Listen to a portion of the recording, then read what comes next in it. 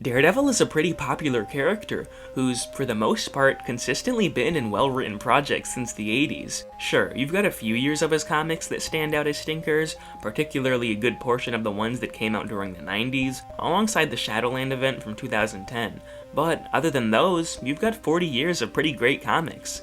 Said great comics eventually spawned a movie adaptation, and we know how that went, but the character's live-action reputation was cleared once the Daredevil show started in 2015. The series gave a much more accurate depiction of the character, and just how amazing his stories can be, making it no surprise that it got tons of people into him. So, after many wonderful Daredevil comics and the 3 seasons of the show, this character has become pretty popular. Such popularity eventually making it obvious that people would be willing to play Daredevil in video games. I mean, it's common sense, right? He's got superpowers that open so many doors for gameplay mechanics, a fighting style that would lead to some great combat, great villains to use that fighting style against, and more. I love Daredevil, and I want to experience everything every Daredevil video game has to offer, so in this video, I'll be playing every single one. This monumental journey will begin with Daredevil for the Game Boy Advance, and end with Daredevil for the Game Boy Advance.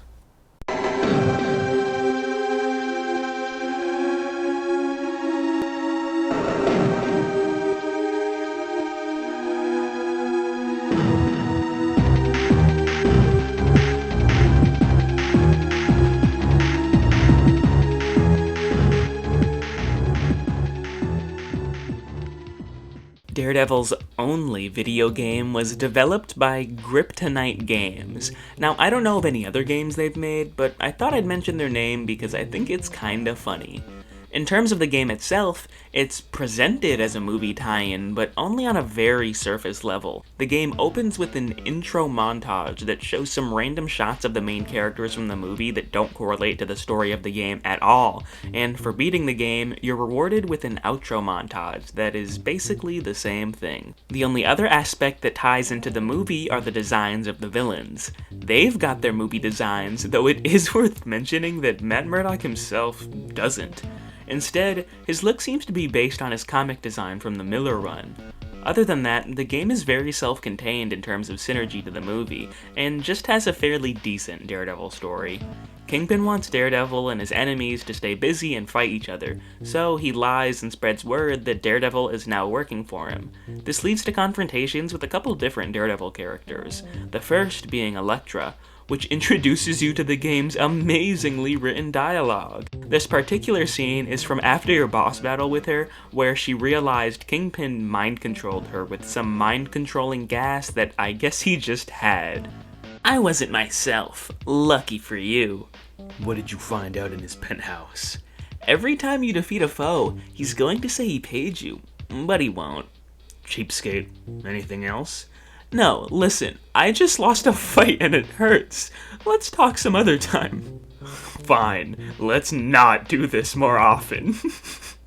The quality of this dialogue is like someone trying to write a parody script about MCU Daredevil. While Elektra was mind-controlled by the Kingpin, the rest of the villains in the game are fully aware of what they're doing. And after beating all of them, the Kingpin stops the spread of the rumor that you're working for him, since he's accomplished all that he wanted to while you were busy. Busy doing what, you ask? Busy finding out what else there is to do outside of the story.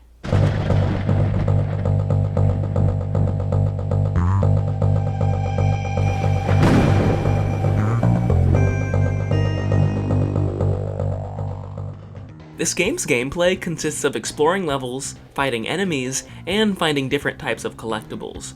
While pretty basically structured, the levels in the game had a lot of variety. Some levels had you jumping between rooftops, while others had you in mansions or on top of speeding cars. The combat isn't very special. It never even really incorporates Daredevil's senses. There's just pretty standard moves you'll find in just about any side-scroller beat-em-up, like punching, kicking, or jump kicking. But if you want to get a little fancy, there's a little twirl move you can do.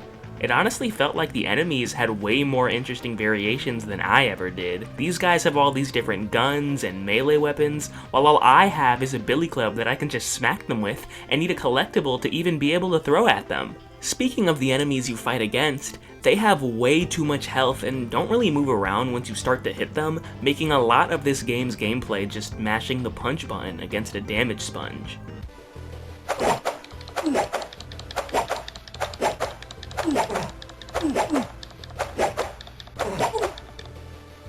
Something that I do like about the combat are the little comic sound effect words that pop up sometimes after you hit someone.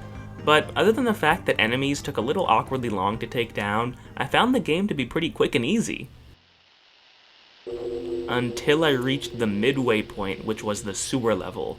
As soon as the level starts, you're instantly greeted with a bullet to the head that you could only dodge if you already knew it was coming. After getting through that, I could tell this would be a level I would not enjoy, and oh how right I was. Now, I haven't gotten into the collectibles yet, but I will mention that you can always pause your game to see how many DD tokens there are in a level. Before this, levels would always have between 2 to 7 of them, so you could pause your game and see how many tokens there were to collect, which would also give you a pretty good guess at how long the level would be when thinking about other levels and their amounts of DD tokens. So, after the amount peaking at 7 for the first 8 levels of the game, you could imagine my surprise when I paused on the sewer level and saw that there were 15 tokens to collect. You know how everyone praises the Daredevil show for its realistic depiction of action that isn't afraid to show Daredevil brutally lose a fight? Well, I think they got that idea from this game. But after dying over and over and never giving up, I finally made it through what was easily the hardest level in the game up to that point. To be given another sewer level with 25 tokens! What the fuck was that voice? Why did I turn into Marge Simpson? To be given another sewer level with 25 tokens to collect. This level was an insane labyrinth of pipes and enemies, and it made me feel like I was playing a full open world game with just how maze-like everything was. Now's also a good time to mention that if you die, you lose all your DD tokens from the level and are sent back to the very start of it. Luckily, you can collect little devil heads around levels to give yourself extra lives in case you die, preventing you from getting a full game over, but for some reason the extra lives cap at 9. I don't know if the developers got confused with Daredevil's powers and thought that being a cat was one of them, but I found it annoying to find an extra life and not be able to pick it up. The difficulty goes up and down for the rest of the game, but it never again reaches the heights that it did when playing through the sewer levels. After a third sewer level that is once again 15 DD tokens long, the game gives you a well-deserved break with a level that's only 5 tokens long. For the most part, even the game's bosses are much easier to beat than the sewer levels.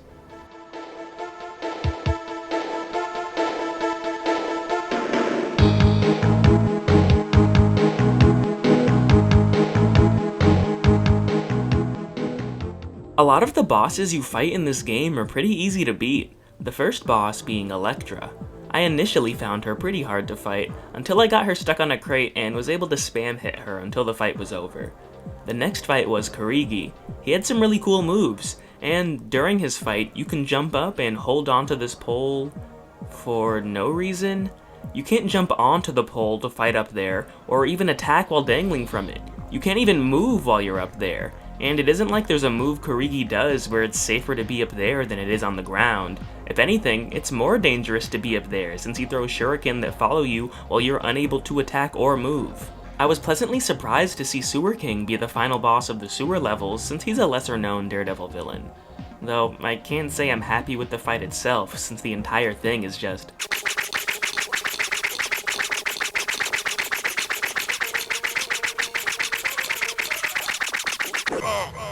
The following boss fight was actually super surprising and pleasing. It's against one of my favorite Daredevil characters, Echo. Until recently, I never even really knew that I guess there was kind of a very small push for Echo to be in Marvel games. She was in this and Ultimate Alliance on the PSP. Echo is a character without any superpowers, who can echo the movements of literally anything she sees, and the game handles that surprisingly well. During the fight with her, the game lets you kinda control both characters, meaning that whatever move you do, Echo will probably do too in an attempt to replicate you. She won't completely copy you the entire fight, but she definitely does it a lot. I had fun messing around with this and making us both jump around at the same time or take turns punching each other. Another great thing about the fight is that it takes place on a moving train that occasionally goes past a wall that you can't see through, forcing you to activate your senses to be able to perceive echo. Something that isn't in the actual fight, but the levels leading up to it that I liked, was this pretty girl in the subway station. One weird thing about the fight is that after you beat it, you get a conversation with Daredevil's blind sensei, Stick. He mentions that he never liked the subway because there were always too many people reading over his shoulder, which causes Daredevil to say that he never has this problem, which is a little joke about how he's blind, but so is Stick? That's kind of the entire reason he's able to train Daredevil how to use his senses, but I guess Kryptonite just forgot that. Whatever, this boss fight was still definitely my favorite one in the game, leaving me optimistic for my second to last boss fight, against Bullseye.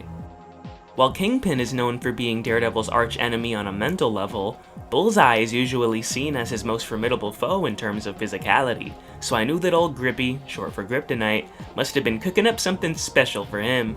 He's got a unique fighting style based around anything being a weapon in his hands due to his great aim, so I wonder how that'll get adapted into gameplay.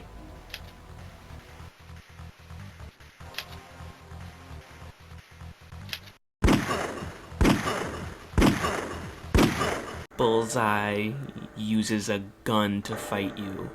Listen, I know that's a more practical choice, and he even uses a gun in Daredevil comics sometimes, but in a video game?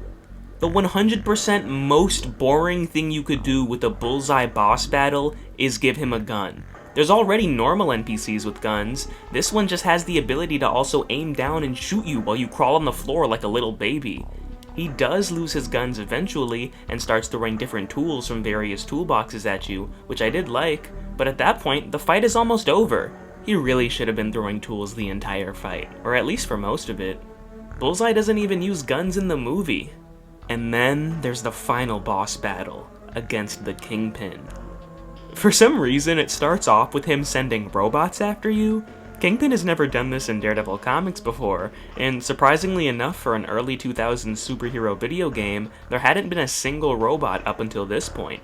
They aren't that hard to beat, but they do sneak a couple jabs in, leaving you weaker than you'd like for the actual Kingpin fight. Once the fight starts, you'll immediately realize you can't hit the Kingpin. Punching, kicking, even getting on all fours and begging him to stop. All of it does nothing, as he absolutely pummels you. That's when I began to wonder if it was even possible to beat this game. Had it all been for nothing? All the sewer levels, all the pretty women in the subway station. Would there be no climax to my journey? Was Kingpin really that strong? But then, I realized that you can only hit Kingpin if you do a jump kick, eventually leading to my victory. For a few moments, I wondered why that fight was made the way it was. I was trying to think of iconic moments of Daredevil jump-kicking Kingpin, and then I realized. Every time you jump-kick Kingpin, you're actually recreating the cover of Daredevil number 171, the issue where the two characters first met. While that boss fight was definitely the hardest in the game, I can't lie and say that I don't absolutely love that silly little detail. And, after finally beating the game, I thought that now would be a good time to check out what those DD tokens I had been collecting actually earned me.